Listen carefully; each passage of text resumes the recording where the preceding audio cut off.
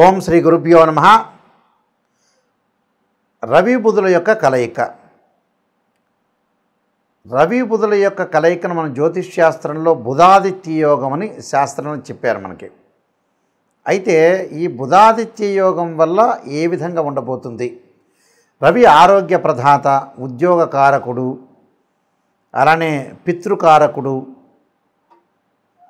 అలానే బుధుడు వ్యాపార పరంగా కానీ బుద్ధిపరంగా కానీ మరి బుధుడు ఒక మంచి శుభగ్రహంగా మన శాస్త్రం చెప్పబడింది.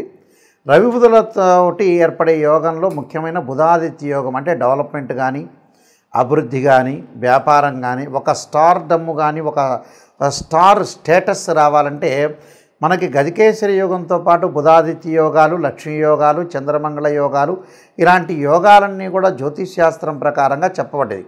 అలానే పంచమహాపురుష యోగాలు కూడా మంచి యోగాలనే ఉన్నాయి. అయితే ఇప్పుడు చెప్పబడేవి ఏంటంటే గోచారీత్యా చెప్పబడే విషయాలు. రవి తన సొంత రాశి రావడానికి సంవత్సర కాలం పడుతుంది.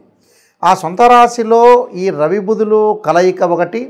అలానే సింహరాశ్యాధిపతి అయిన రవి బుధుడితోటి సింహరాశిలో సంచారం చేయటం, అలానే బుధుడికి స్వక్షేత్రమైన కన్యారాశిలో రవి బుధుల యొక్క కలయిక అనేది జరిగింది ఇక్కడ. అంటే ఇక్కడ ఏదైతే ఈ రాశిలో సెప్టెంబర్ 17వ తారీఖు నుంచి 15 రోజుల పాటు రవి బుధుల యొక్క కలయిక. ఈ రవి బుధుల యొక్క కలయిక ఏ విధంగా ఉందో ఒక్కసారి మనం పరిశీలన చేద్దాం. అలానే ఇక్కడ కన్యారాశిలో రవి బుధుల యొక్క కలయిక అంటే బుధుడికి స్వక్షేత్రం.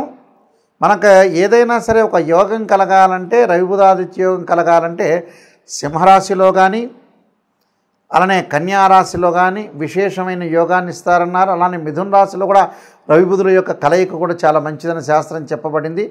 కాబట్టి ఈ బుధాదిత్య యోగం అనేది ఈ 3 రాశుల్లో విశేషంగా చెప్పబడింది. అలానే ఇక్కడ మేషరాశిలో కూడా రవి బుధులు కలయిక అనేది చాలా మంచిదని కూడా జ్యోతిష్ శాస్త్రం చెప్పబడింది. అయితే విశేషంగా ఇప్పుడు రవి బుధులు సెప్టెంబర్ 17వ తారీఖు నుంచి 15 రోజుల పాటు కన్యారాశిలో సంచారం చేయడం వల్ల వివిధ రాశుల యొక్క ఫలితాలు ఏ విధంగా ఉన్నాయో తెలుసుకుందాం. కన్యారాశి వాళ్ళకి రవి బుధాదిత్య యోగం వల్ల ఎలాంటి ఫలితాలు జరగబోతున్నాయో ఒకసారి చూద్దాం. కన్యారాశి వాళ్ళకి ముఖ్యంగా వీళ్ళకి దశమాధిపతి అయిన బుధుడు, వ్యయాధిపతి అయిన రవి, అలానే ఇక్కడ జన్మరాశ్యాధిపతి అయిన బుధుడు అంటే రవి బుధుల యొక్క కలయిక అనేది జన్మంలో ఉన్నాడు. జన్మంలో ఉండటం వల్ల ఎలాంటి ఫలితాలు జరగబోతున్నాయో ఒకసారి చూద్దాం. జన్మంలో ఉండటం వల్ల వీళ్ళకి మిశ్రమైన ఫలితాలు ఎక్కువగా ఉంటాయి. మిశ్రమైన ఫలితాలు అంటే వృత్తిపరంగా ఎలాంటి ఇబ్బందులు ఉండవు, ఆర్థిక పరంగా స్థితిగతులు బాగానే ఉంటాయి, ఎలాంటి ఇబ్బందులు కలగవు. కానీ ఉద్యోగ వ్యాపారంలో కొన్ని చికాకులు కలిగే అవకాశాలు ఎక్కువ ఉంటాయి.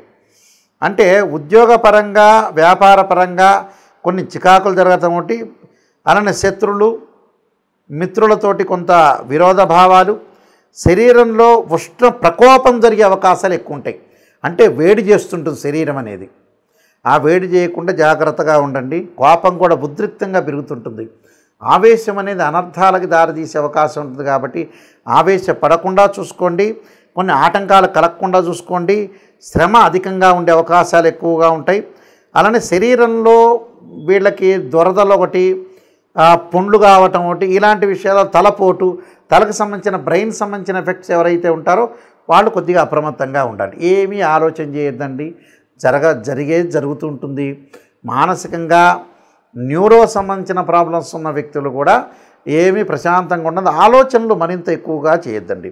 ఏ పని చేయటానికైనా కూడా ఒక నిర్ణయానికి రాలేరు. నిర్ణయానికి రండి, కానీ 10 మందితో కలిపి ఆలోచన చేసి ఒక నిర్ణయానికి రండి. అప్పుడు అనుకూలంగా ఉంటుంది. అలానే మనసుని విషయంలో వృధాగా కాలం గడపొద్దండి. వృధాగా కాలం గడిపే అవకాశాలు ఎక్కువ ఉంటాయి. ఆ శరీరాన్ని ఆరోగ్యాన్ని పెంపొందించుకోండి. బంధుమిత్రులతో విరోధ భావాలు కలగకుండా చూసుకోండి. అలానే వీళ్ళకి ధనపరంగా ఇబ్బందులు అనేవి పెద్దగా ఉండవు.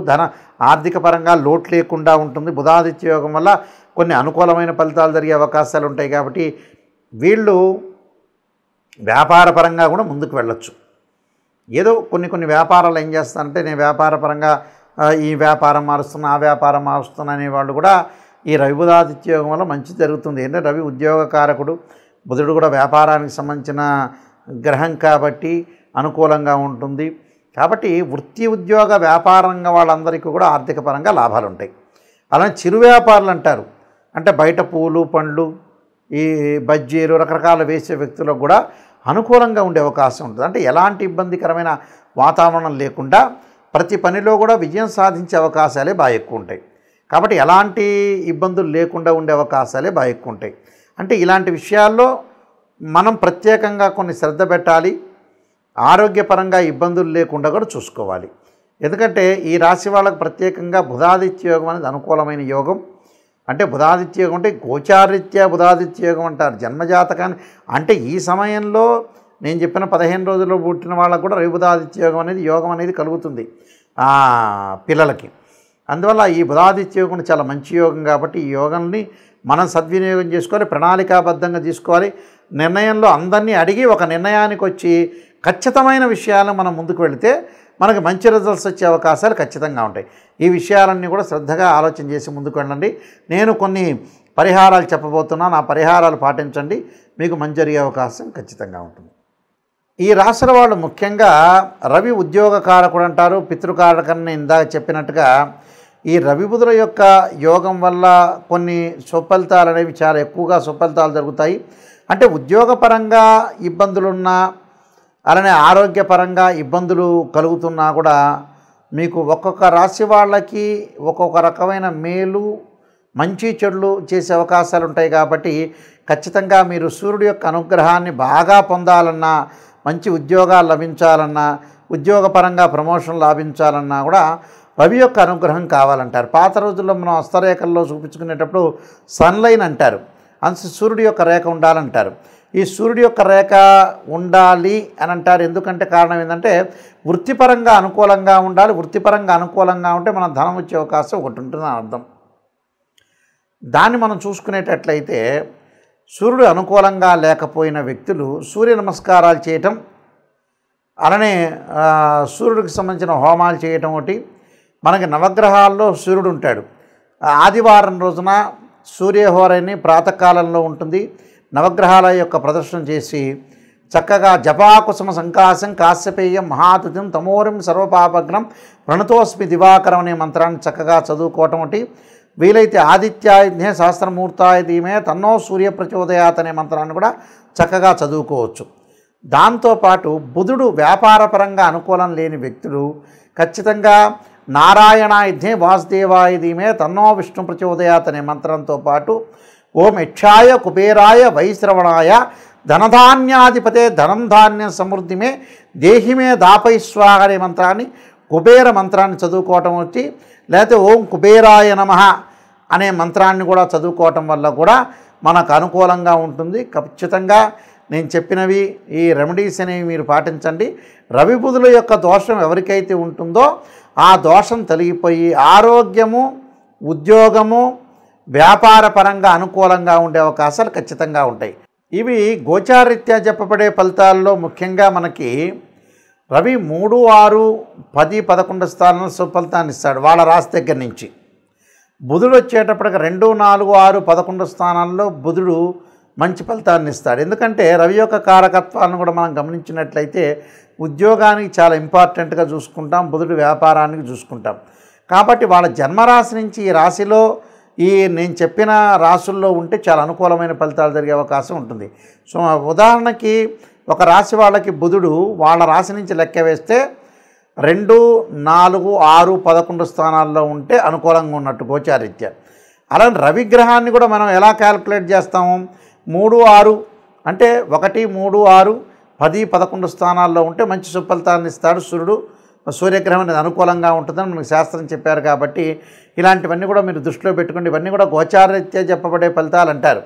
ఈ గోచారరీత్యా చెప్పబడే ఫలితాల్లో ముఖ్యంగా సూర్యభగవానుడు 3, 6, 10, 11 స్థానాల్లో మంచి శుభాన్ని ఇస్తాడని అర్థం. 1వ దానిలో కొంత మిశ్రమైన ఫలితాలు ఇచ్చే అవకాశాలు ఎక్కువ ఉంటాయి. కాబట్టి ఇక రవి బుధులు ఏదైతే వీళ్ళ కన్యారాశిలో ఉన్నారో నేను చెప్పిన మీరు ఏదైతే పరిహారాలని పాటించడం వల్ల కూడా విశేషమైన యోగాలు కలిగే అవకాశాలు ఎక్కువగా ఉంటాయి. అలానే విష్ణు సహస్రనామ పాలన చేసుకోవటం అంటే, లలితా సహస్రనామ పాలన చేసుకోవటం, సూర్య నమస్కారాలు. ఆ సూర్య నమస్కారాల్లో కూడా ఓం సూర్యాయ గ్రహాయ స్వాహ అనే మంత్రాన్ని చదువుకోవాలి. అంటే ఓం ఆదిత్యాయ అంటే ఆదిత్యాయ సోమాయ మంగళాయ చ బుధాయ చ గురు శుక్ర శనిభ్యచ్చ రాహవే కేతు అనే మంత్రాన్ని చదువుతో పాటు ఆ చదవటంతో పాటు ఓం సూర్యాయ స్వాహ అనే జిల్లేడు సమిధులతో హోమం చేయటం, ఎమ్మటే సూర్యగ్రహ ఇదన్నోమ అనే మంత్రాన్ని కూడా చదువుకోరు. అంటే ఏదైతే మంత్రం అనేది స్వాహాకారం చెప్పి త్యాగం చెప్తారు ఇదన్నోమ అని, ఆ మంత్రాలు మనం ఏదైతే విశేషంగా ఆదివారం రోజున ఓం సూర్యగ్రహాయ స్వాహ అని ఆజ్యం వెయ్యాలి జిల్లేడు సమిధుల మీద. ఓం సూర్యగ్రహాయ ఇదన్నోమ అనే మంత్రాన్ని కూడా చదువుకోవటం వల్ల కూడా మీకు మంచి జరిగే అవకాశాలు. అంటే ప్రతిరోజు కూడా ఒక 5 నిమిషాల పాటు సూర్యుడి యొక్క హోమం చేయండి, సూర్య నమస్కారాలు చేయండి. దానివల్ల విశేషమైన ఫలితాలు జరగాలని ఆశిస్తూ, మీకు పరమేశ్వరుడి యొక్క కరుణాకటాక్షం ఉండాలని ఆశిస్తూ, సర్వే జనా సుఖినో భవంతు.